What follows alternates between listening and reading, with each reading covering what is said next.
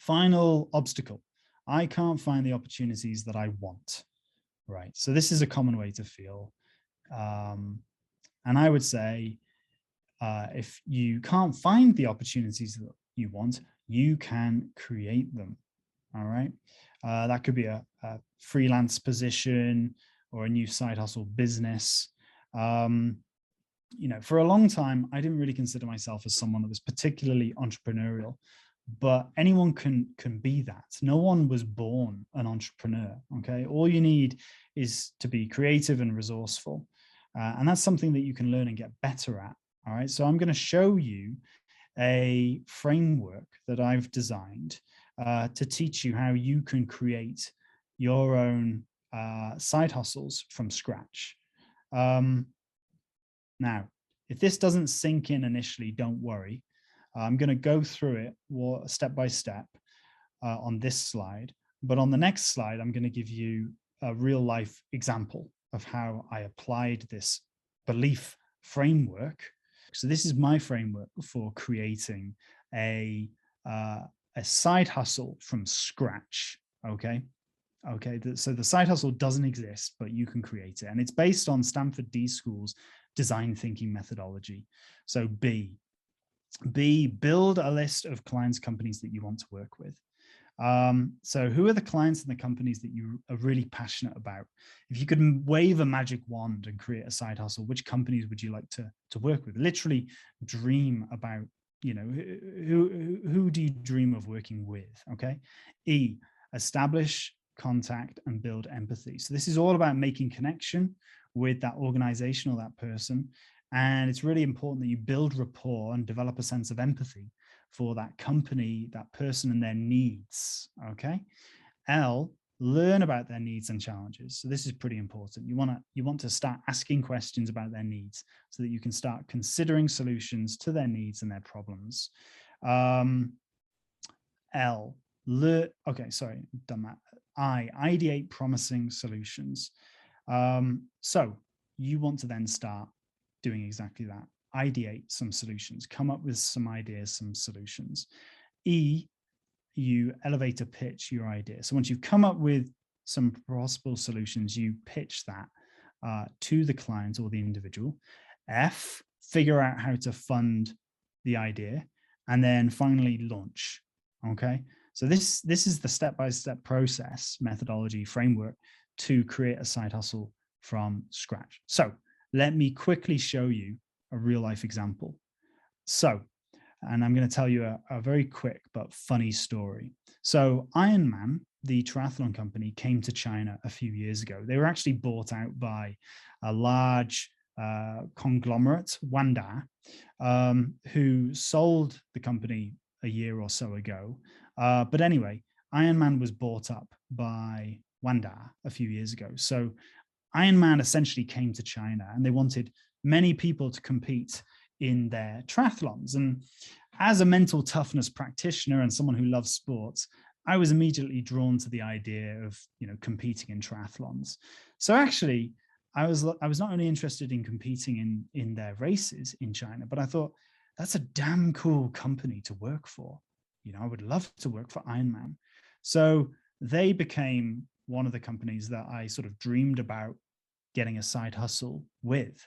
And I entered a race in Liuzhou, Guangxi, and one of their races.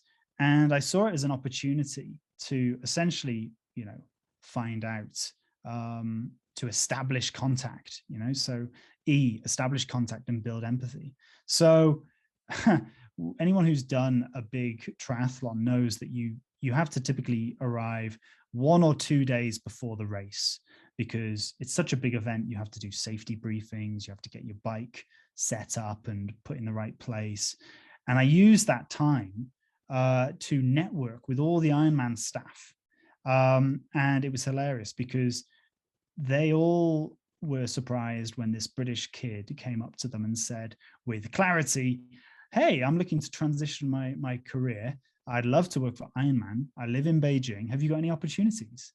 And essentially, they sort of had a bit of shock, but they eventually put me in touch with their manager, who put me in touch with their manager. And true story, I finished the race and I crossed the finish line, and the announcer, he announces the name of every person that crosses the finish line. Okay, so I crossed the finish line, and Peter Edwards, who's coming in at whatever it was, 7 hours. And then once he said that, he turned off the microphone. He said, "You're Pete, aren't you? I hear that you want to get a job with us. You need to speak to the general manager, Jeff Edwards. You can find him in the Ironman tent. He knows that you're looking for him. Good luck." And it was hilarious. And that's a true story. Okay. So I had networked to such an extent in the days prior to that race that, you know, they were all helping me. The Ironman staff were all helping me. And I met the general manager of Ironman. So I established contact, and he wasn't able to really speak in depth with me at the race because he was busy. But we arranged to meet up in Beijing for lunch. So go back to this framework, learn about their needs and challenges. So I met with him. I developed rapport, and, you know, I asked him lots of questions, you know, about Ironman, its objectives, what are the really key goals that they have, you know, and he was willing to share some of that with me. And essentially, you know, they wanted more people to sign up to their races. Okay, so it's pretty simple. And they were doing just some very traditional marketing approaches. So I had some information there. Let's move on to ideate promising solutions. So I came up with solutions. I came up with ideas, and this was super, super useful. So I actually came up with this idea to launch a community building event series. All right. To bring together the cyclists, the runners, the swimmers, anyone who was interested in triathlons. And I made it, so I launched this community building event series, and I pitched this. So elevator pitch your idea. I pitched this to the general manager, and he liked it. And we then worked together to figure out a way to fund it and launch it. So I followed this framework, and that's essentially how I then created this opportunity.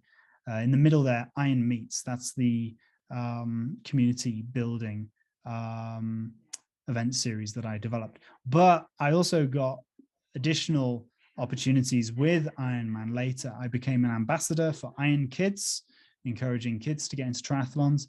And I had some perks as well. I was able to enter their races for free. So let's now do a recap before we go into Q&A of these three key tips. Okay, create your own side hustle magnet. So that is all about working smarter, not harder. Get your network to bring in the opportunities for you. Okay, create your own side hustle magnet. Hugely powerful. Tip 2, don't wait to be qualified to start. Build a success team. You can learn so much from a success team. Okay, and you know that's a typical obstacle that many people face. They think, I'm not qualified for this job. I don't stand a chance. But if you build a success team effectively, you can become super competent, and at the very least, show that you have the potential to do the job. Okay. And then finally, if you can't find the right opportunity, create it, and you can create it with the belief framework, as I've just showed you. Right. I go into much more detail on all of these things on my course. Finally, this is my sort of mantra for life. Just remember, you can do anything so long as you put your mind to it. It's about belief. That's all. A bit of belief.